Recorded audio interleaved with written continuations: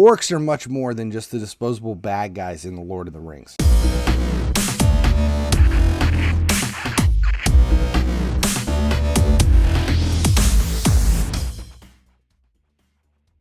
Finally, he sleeps here with another video in the Faction Wars series.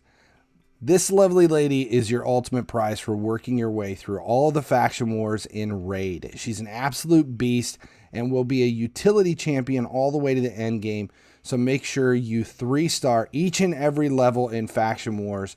It is super important. Today we're going to look at the final level of Orcs and the team I used to take out that entire faction. First though, make sure you subscribe here at YouTube, turn on notifications so you never miss when a video goes live. It's simple, it's free, it does make a big difference here on the channel. Alright, the struggle with Orcs is finding the proper support champions because it's a faction without a bunch of healers. Aside from support to help keep you in the fight, all you really need to make your way all the way to the end is massive damage and crowd control to help through the waves. Now, the star of the show here is Seer. She's a stable champ in most teams because she brings a massive amount of damage for the waves. She has a unique AoE that hits based on how many buffs there are. She clears everyone, both ally and enemy, and throws all of that into the enemy as damage. She'll need to be built specifically for hitting hard, though, to make sure this fight is much easier. I have a separate video specifically on my Seer build to make sure she pummels everyone you come across. Make sure you check that video out. I'll put the link in the description as well. She is a heavy hitter for both crowd control and damage. To make her lethal, though, you'll need a lot of buffs. You'll want shields on at least one champion to just bring 4 buffs into each round. Then you'll want to surround her with champs that can provide you even more buffs as both as food and for her hits and support for your team.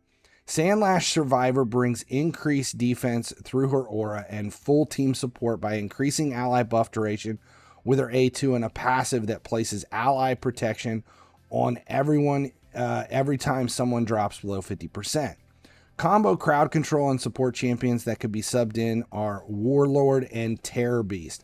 Also on my team for support is Old Hermit Hjorg. Old Hermit Hjorg? Something. I don't know. Maybe he's Scandinavian. Haven't quite figured it out. He brings increased attack and turn meter fills for all allies, and more importantly, a 2-ally revive on his A3. Compared to other factions, there are a lot of revivers in this one.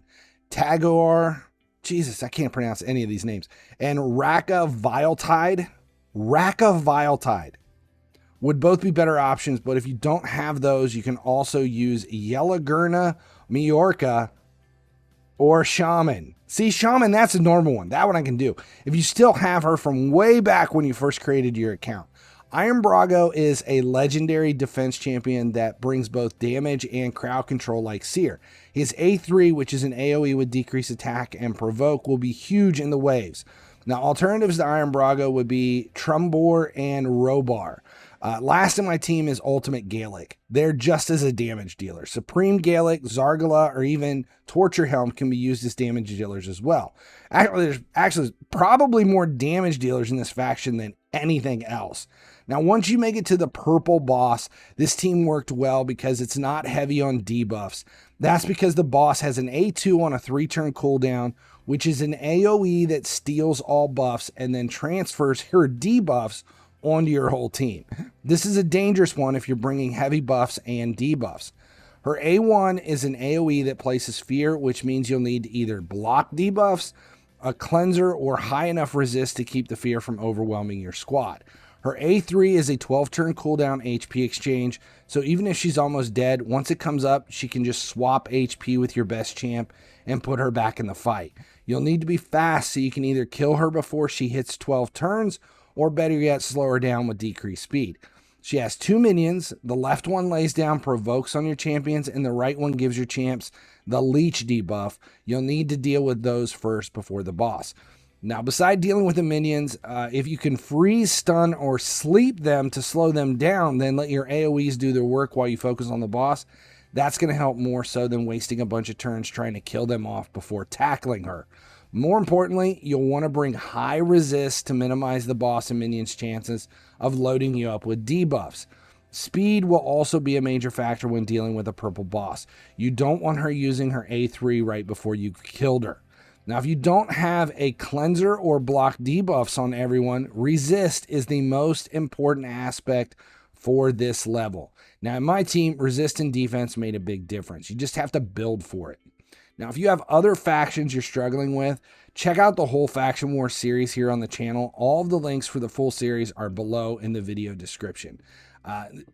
Not all levels have a focus on resist. You have to pay attention to the color of the bosses that you're dealing with, because some of them lay down debuffs that cannot be resisted.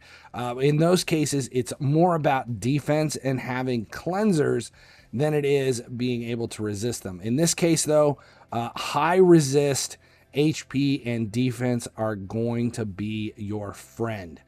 Now, if this information helped you out on the way towards your run to get Lydia the Death Siren, please consider subscribing here on YouTube.